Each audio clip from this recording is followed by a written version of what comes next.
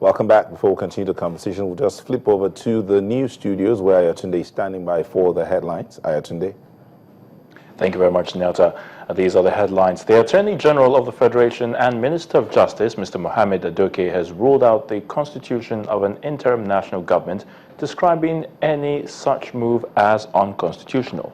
Mr. Adoke stated this against the backdrop of alleged calls by some Nigerians for the establishment of an interim government to conduct the 2015 general elections and usher in a new democratic government.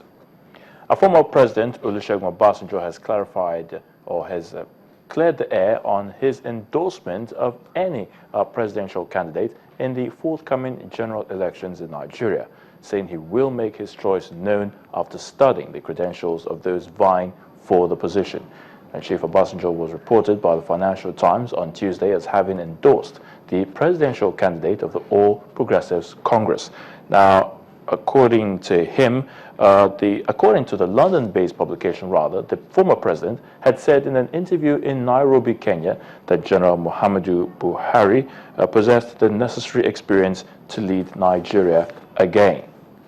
And Ukraine, Russia, France, and Germany have finally come to an agreement over modalities to restoring peace in eastern Ukraine.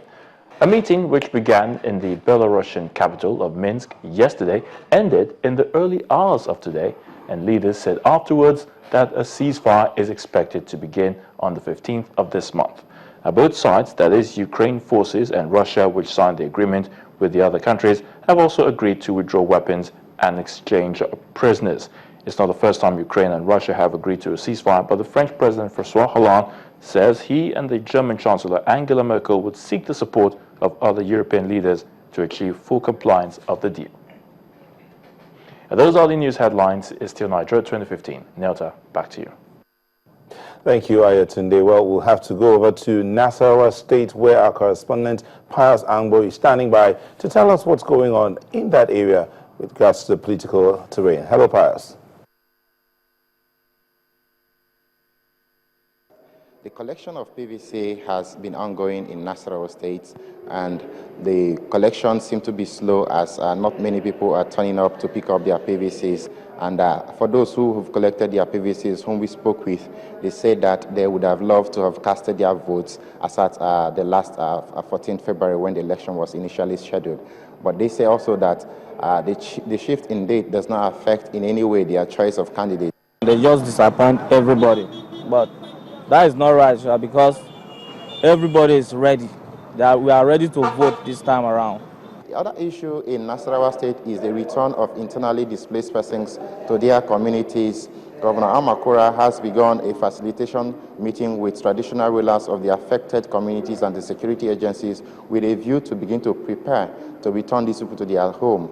He hinted that government has procured relief and building materials that it will distribute to these internally displaced persons who fled their homes in the wake of the crisis to parts of Lafia and other major cities in the state to return back and rebuild the dissolution of their homes and restore normalcy to their life. We've also had some aspirants in the last PDP governorship primaries in Nasarawa State, Alhaji Musa Hussein, and former advisor to the previous government, defecting to the PDP yesterday at Giza and Kiana local government where the governor went to campaign.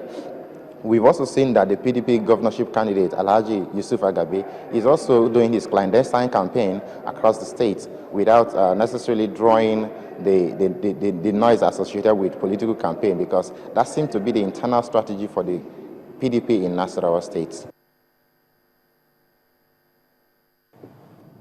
Well, thank you, Pius, our correspondent from Nasarawa State, giving us an update on what is going on there. We told you earlier that we'll be joined by Professor Bolaji Akinyemi, former Foreign Affairs Minister, who will be joining us via satellite. I believe we have him right now. Prof, good evening, and thank you for joining us. Prof, can you hear us? Okay, we'll join him later. But back in the studio here, one of the things that the two gentlemen on the media chats, the President and General Buhari, had yesterday, one of the things that they raised was the issue of the postponement. I mean, the President, who was quoted as saying that he wasn't briefed, his opinion was not sought before they went ahead to shift the polls. Mr. Adeboye, what do you think? I don't think that is correct with due respect, because we had a Council of State meeting, even though it's an advisory body, and that INEC was advised to do further consultations with all the necessary stakeholders. And do further consultations and decide? And decide. Okay. But this same INEC, the chairman had said unequivocally that it was ready. So where is the independence? The question will be, did he repeat down the unequivocal stand after the Council of State meeting? Or it was before the Council of State meeting? He presented a report to the Council of State regarding the preparedness or otherwise of INEC for the elections. And again, he unequivocally stated that INEC was ready. Although there are challenges. I mean, to be sure, you can't have any perfect election anywhere in the world. Now, what are the issues? The likely voter turnout, or people who are likely to vote. I mean, I can tell you here that the election that brought President Obama into office recorded less than 50% turnout. In several jurisdictions, apart from countries of the world where voting is compulsory, the average is about 50 to 60.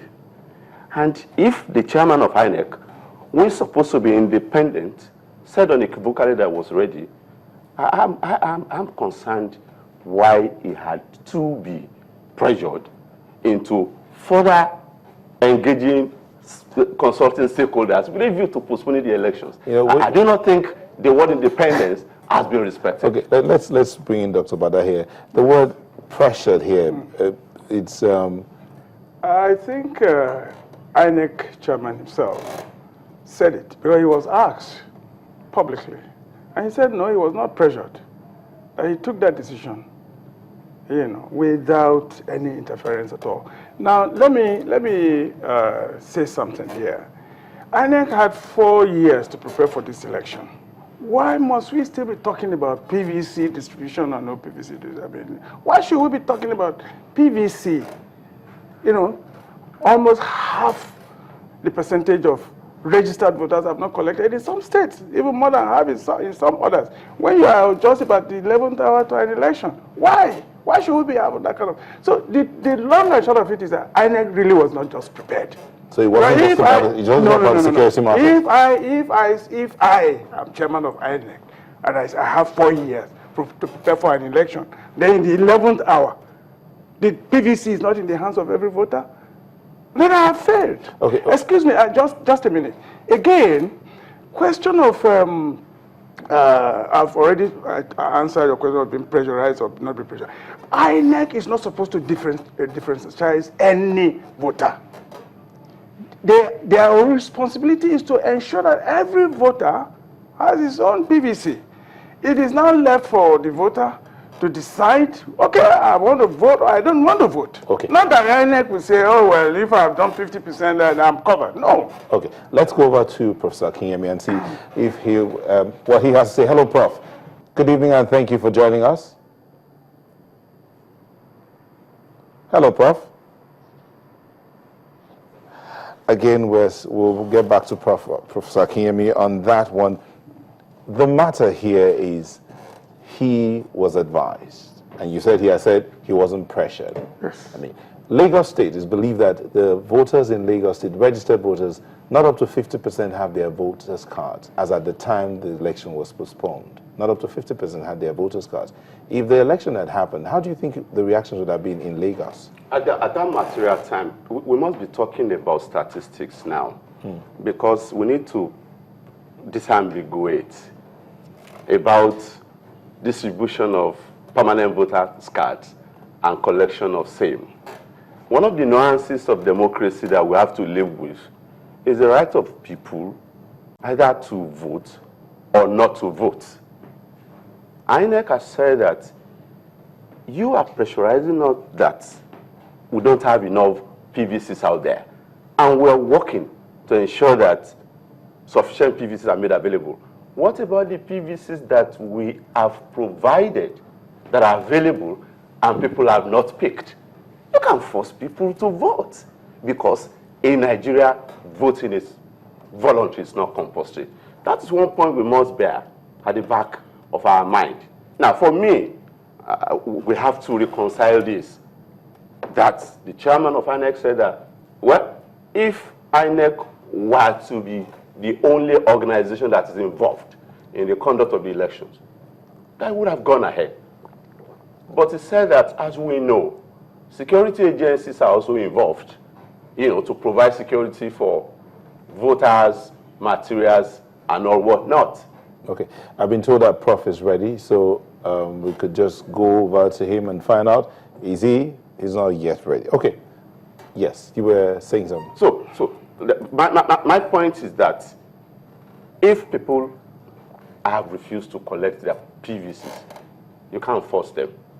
I'm of the opinion, and very strongly too, that INEC Chairman Jega said he was ready, but that the military apparatchik said, well, if you're going to conduct this election, we'll not be in a position. Okay. And that calls to question the role of military before we go in the conduct of elections. A quick one here. Do you have your permanent voter's card? Oh, yeah, I have mine. But I went to the polling booth where I registered about 5 times. I was just determined. There were long queues of people waiting to collect, and they were not able to collect. But look, let us forget about this issue of PVC or no PVC. I mean, election has been moved forward for good reasons. And so let's talk about substantial issues that affect the life of this country as Nigeria. Those are the issues that I want to talk about. For instance, we are talking about insurgency, we are talking about corruption, we are talking about joblessness, and so on and so forth. But there are causative agents of these substantial issues, which some of the presidential candidates are not addressing at all. I will tell you, for instance, that the greatest problem that we have today in Nigeria is the problem of global warming. Okay. We'll come back. It is the problem of global warming, and I'll tell you why. We will come back and attempt to get into that, because that will take us like the whole day. But yeah, of course. I will cut it short. All right. Thank we'll you. back shortly. Please don't go away.